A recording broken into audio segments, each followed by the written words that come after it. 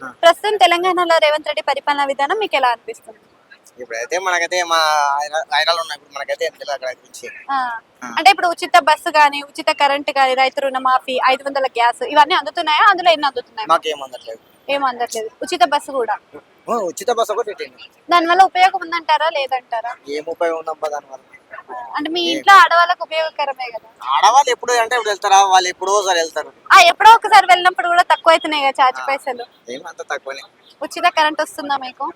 ఉచిత కరెంట్ చెప్పారు కానీ అది ఏమన్నారు 200 యూనిట్ అన్నారు. మనం అయితే ఎక్కువైతే ఇక్కడ హైదరాబాద్ ఉంటున్నాం, నాకేమంత తెలియదు.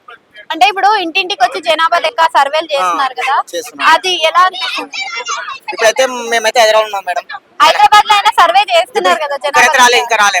ఇందిరమ్మ కాలనీ అయితే రాలే ఇంకా. ఓకే, ఇందిరమ్మ కాలనీ కాదు, సర్వే చేస్తున్నారు కదా జనాభా లెక్క. చేస్తున్నాం తెలిసింది కానీ మనకైతే రాలే ఇంకా. అందులో కొన్ని పర్సనల్ విషయాలు అడుగుతున్నారు అనే కొన్ని టాపిక్స్ వినిపిస్తున్నాయి కదా, మీరేమనుకుంటున్నారు? హైడ్రా అనే ఒక సిస్టమ్ ఉంది కదా, ఇల్లు కూల్ చేయడం అనేది, దాని వల్ల ఉపయోగం ఉందంటారా లేదంటారా?